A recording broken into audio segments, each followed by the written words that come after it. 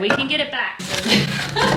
It wasn't that long ago that men and women were their own doctors, and they weren't bumbling fools about it. Literally 10 steps off the cabin porch, a pioneer had their whole medical kit in front of them. Sure, there was a lot of science that they didn't know yet, but how much have we forgotten today about the basics of keeping healthy? No pill can solve that for us. The weeds that we kill now kept families healed up. Mallow for burns from the old cook stove, arnica for arthritis, pineapple weed for digestive troubles. These 3 pains in particular are about to get tackled today. So let's light the cook stove, hunt through our weeds, melt tallow, and make some serious medicine that history knew worked, but we've forgotten. And rather than just me winging it out here, I've got a fellow like-minded soul and good friend who has spent years training at this. So say goodbye to Big Pharma and let's get to work.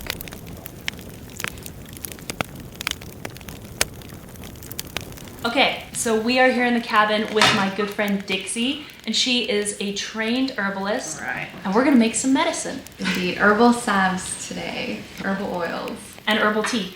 And herbal tea? Cheers. Okay, let's get to work. Okay. Now we are gonna drink cup after cup of this daily tea in just a second. Dixie will tell us all about it. She's the trained professional here, but I toss mild medical knowledge around wherever I can. And George recently cut his hand on some sharp grass while helping fence, so I grabbed a handful of yarrow, or achillea, and I wrapped his hand with the crushed leaves and flowers. It's supposed to help staunch the blood, as the old tales say, or stop the bleeding. An antiseptic and Band-Aid is our modern version, but out a mile from the house, this solved our problem straight from the land. So some herbs are quick fixes, and they do indeed work. This yarrow plant has been in use in this exact way for literally thousands of years. It gets its name from the Greek war hero Achilles, after all. War heroes knew wounds. The salve we're about to make is another quick-acting remedy. Rub it into your skin, and in short order, those burns from the fire or cook stove will disappear. Our first steps are beeswax and tallow. It's like room temperature butter. No, it is. And that's really good tallow. Like, tallow doesn't always do that. Just to get to your starting ingredients is days of work. Well, that's what the pioneer women had to do, right? It Right. wasn't just, okay, I'm going to go to the store and shop for what I need. This is a process. I got to work with my animals. I have to work with my plants. I have to nourish this landscape in order to receive from it. It was a very mothering, very nourishing, a very probably exhausting task, and your children are running amok out under your feet in the field. You know, it was your duty as a mother and a wife, and just taking care of your home and your family. Men and women were their own doctors throughout history, and up until just 100 years or so ago, that's when everything changed. And even trained doctors or healers who devoted their lives to caring for the sick did so with wild plants as their medical kit. This is not unusual, but coming from our tiny perspective of history, it blows our minds. So we're starting with tallow rendered over the campfire and beeswax purified on the cook stove. But the herbs themselves are waiting for us outside, growing in the sun and frankly overtaking the garden at this point. And from these weeds, we're gonna put together a couple different balms to treat ailments.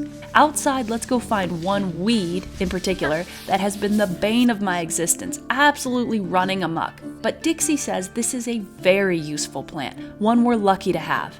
It's mallow, and mallow has a hugely important medicinal use, one that with lots of fires going constantly on this homestead in all seasons, we are gonna be sure to need. It's so perfect the way these plants are growing. These are like what we would typically call weeds, but to a pioneer woman, these are treasured medicine and food. It's very soothing, it's very moistening, and you can feel it. I mean, I wish you could feel it. It feels really quite slimy, smooth.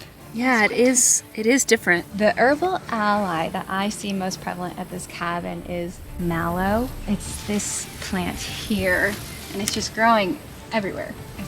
It's wonderful. So this is mallow, and its qualities are very moistening. Here's the flower. It has 5 petals, and inside there's a little stalk, and the stamens are fused to it. And that's a characteristic of the mallow family. Kind of mush up this plant. It has mucilaginous properties to it. And so you would use this plant for an inflamed sort of skin situation like a rash or sting. You could make a tea out of this for sore throat if you're starting to get sick, if your children are starting to get sick. It has polysaccharides in there, which are sugars that are integral to our cell walls. So what it's doing, it's soothing the tissue states and it's rebuilding those cell walls. Tear this up and kind of mush it and you'll feel that mucilaginous properties to it. Bug bites or rashes or stings, sunburn particularly, like this leaf. You wouldn't want that one, that's no good. So just pick the healthiest ones. And yeah, and now we can continue on. But this is a major herbal ally for this garden, I can just see. Now, before we go infuse this mallow into oil inside the cabin, let's hunt for one more medicinal plant that will be perfect for going into the same pot. Somewhere over here. Pick any part of this plant. We'll pick the flower here. It looks like a little pineapple, doesn't it? And she's quite a weedy herb, so hence pineapple weed. And when you crush this up, you give it a smell. It's sweet, pineapple-y. It's so beautiful. I love it. The kids love that one. So the pineapple weed is a lot like chamomile. It's considered a calming herb, eases the body, eases even the mind. So this is going to be a great one to put in with our mallow and make our infusion.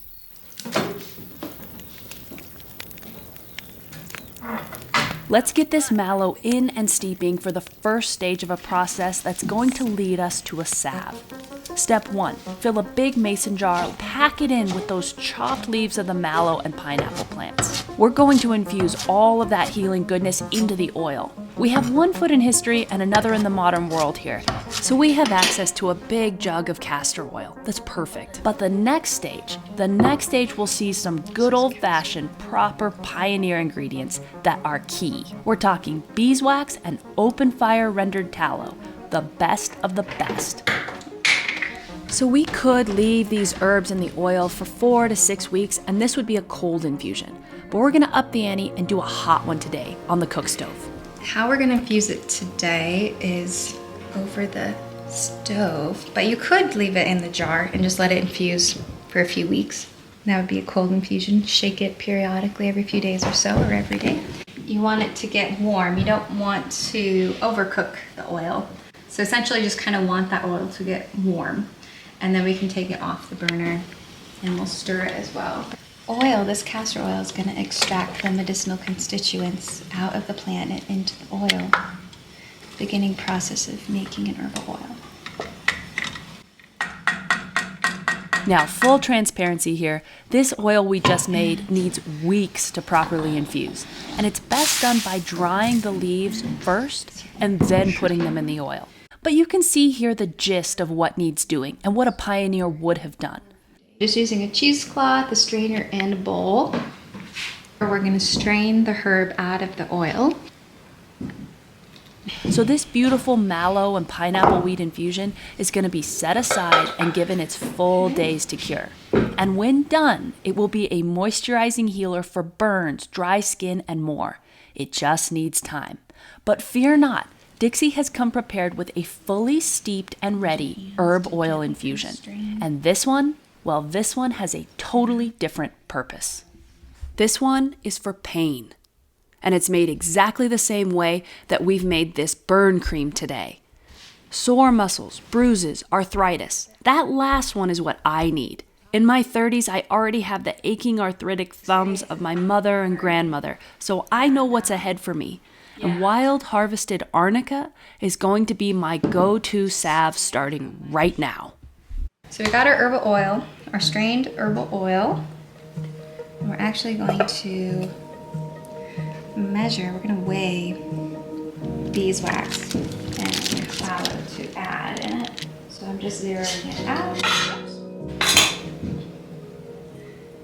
Okay. A pioneer may have had a scale out here, but not likely. Of course, we have to remember that they did this work all the time and had a very good feel for the amounts of each ingredient needed. So we have the arnica oil, but a whole nother magical set of ingredients is gonna take this arthritis salve over the top. the rapidly trending but truly ancient tallow, along with a perennial source of perfection, beeswax. And typically when you make an herbal salve, you're going to want to do 1 part beeswax or tallow to 4 parts oil. And I think for the beeswax and tallow, we're going to do half beeswax, half tallow. Now this wax is from our neighbor Tom's bees and is particularly special to us. Tom may not have many more years of beekeeping in him, so I never take any of this beeswax for granted. And it's fitting that it's going into something as special as this today. That's from Tom Maxwell's bees. It's the best wax. And it's great too because it's a trustworthy source. You're going to want the water to come to a boil because the beeswax has a higher melting point and it's going to bubble all around it. So we're going to heat this up a bit. This beeswax is hard, so a notch with the knife and a snap with the wrist gets us small chunks.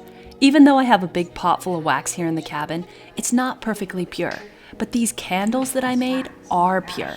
And for this, I want it perfect. No imperfections. Spoiler alert, Dixie and I talked, and we are going to put a select number of these labor-intense but beautiful jars of salve up on our website, montanaranchrescue.com. I'll tuck a link in the description if you want to see. We don't want silly sponsors on this channel, so instead we make and sell items that we create ourselves or that friends make by hand. The joy in life is in sharing these efforts, right? But I will have the legal jargon in the video description and on the website, all thanks to the modern world that we inhabit. In a nutshell, we are responsible for our own medical care. So be wise, know your body, and don't go blaming anyone if you use this product in any way other than it was intended. I won't rant further, but one thing history didn't have to worry about tiptoeing around was the personal freedom to drink raw milk or use a neighbor's tallow balm or their canned goods. So there you have it. This is going to be a beautiful salve, and I'm going to be using it. Enjoy it with us if you dare. Yep. Some salves will have different colors to them depending upon what part of the plant you use. Some salves will come out green, so you're probably using more leaves and you're getting more of the chlorophyll. Other salves, if you're using like yellow flowers like we did with the arnica, you're getting this beautiful yellow color that comes out. Of course, the beeswax also adds a charming, warm, honey color to it as well. But yeah, your salves will come out different colors. It's really fun to play around with. Okay, so now you know that we succeed at making this tallow balm. Sometimes we fail out here, but not today. Let's get this scalding liquid into the jars. The color is really something vibrant. That green of the herbs and gold of the beeswax, it practically glows in the glass. One by one, we fill them up, and then we're careful not to touch them. A smooth surface will form, and then it's lids on. But just like not every herbal medicine looks the same in color or texture, not everyone solves the same problem. This arnica balm is for pain, and by all accounts, it works quickly to relieve it. But a lot of plants offer a slow build that leads to big results down the line. And this tea, this dark, opaque tea that I can't even see my hand through, is one of those long game approaches. I was expecting sweet or bitter when I drank it. Not so. Now, on the flavor profile, nettle falls more on salty, and you're tasting the minerals actually. It's definitely savory. It's savory, salty. It reminds me of something, but it's savory. Yeah. I was expecting really bitter. It's not. Put your herb in your jar. You fill it with boiling water. You cap it with the lid. And that is how Dixie made us this nettle tea from wild stinging nettles that she picked in spring. And we didn't have just one large cup. We had 2. Cheers. It was a savory, almost salty tea that was very satisfying. Different than anything else. So cut out all your supplements. This is your supplements. Your Drink daily. this. Yeah. I bet your body absorbs it better too, in certain forms. It's more bioavailable. If you look up all the details on nettle tea, it contains anti-inflammatory compounds that help reduce pain and swelling. It flushes toxins from the body. It's a great daily tea or something that you might have a couple times a week. and it's just gonna build your body's health over the long term. Not a quick fix, but a good, healthy body fix. All this tea drinking, I got a little distracted here, which you cannot do with a wood-burning cook stove. And I had to catch up real quick and fix my error. Don't worry, we can get it back. Alright, we can get it back. Got some good kindling. These are actually pieces of the old house. No. Boards we couldn't save. Oh my god. That broke. Oh, made this great scrap wood then. Yeah, burns really well.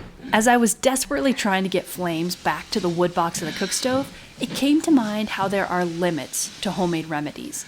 And for those of you contrarians out there, this one may give you a sideways smile. A cure for cancer, courtesy of a handwritten note in the back of my early 1900s cookbook. Mr. Coleman of Bozeman details, quote, a sure cure for cancer, end quote, using drops of carbolic acid and glycerin. Have your druggist combine in specific amounts. This recipe is said to dissolve the cancerous cells and effect a cure. Well, I think we can all doubt the efficacy of this simple treatment, but it does show that a common man was searching to make his own cure in the face of no good options out there. No doubt he wasn't alone. Some remedies worked and some didn't. But for all the ones that didn't, there are numerous herbal recipes today that are still studied and practiced because they do work. Some work so well they can be dangerous when overdone, so always be careful. Well, I assume, like a lot of things, it's seasonal, right? I mean, you couldn't drink this every day, 365 days a year, could you? You don't drink it every single day.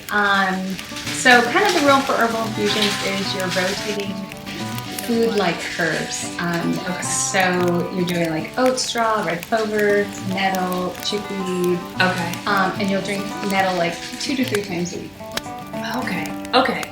You know, and on those other days you're going to drink oat straw or chickweed or, Right. you know, the other ones. So it's a rotation.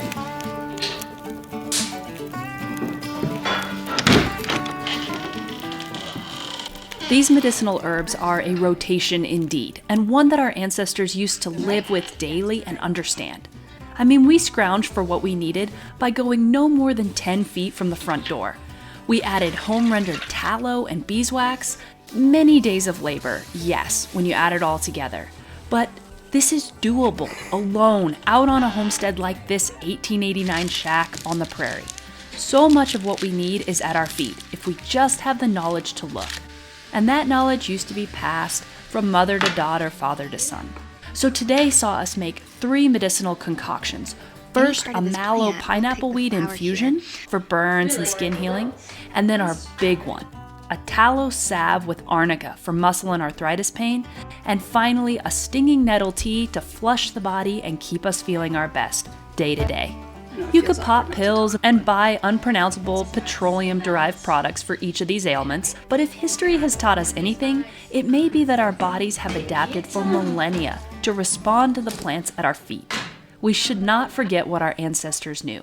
Some things they couldn't cure, but some things they most definitely understood and they could get results. Thank you guys for hanging out in the cabin with us today, learning a new pioneer skill. Yeah, thanks for joining us, making our pain relieving salve. I hope you learned how to make one and feel inspired to do it. Once again, this one's great for bruises, arthritis, rheumatism, any inflammation in the body, so or any pain or sore muscles or bruising. Arnica will be your herbal ally and it'll feel absolutely wonderful. So again, thank you for joining us. We'll see you next week. Bye. That's great.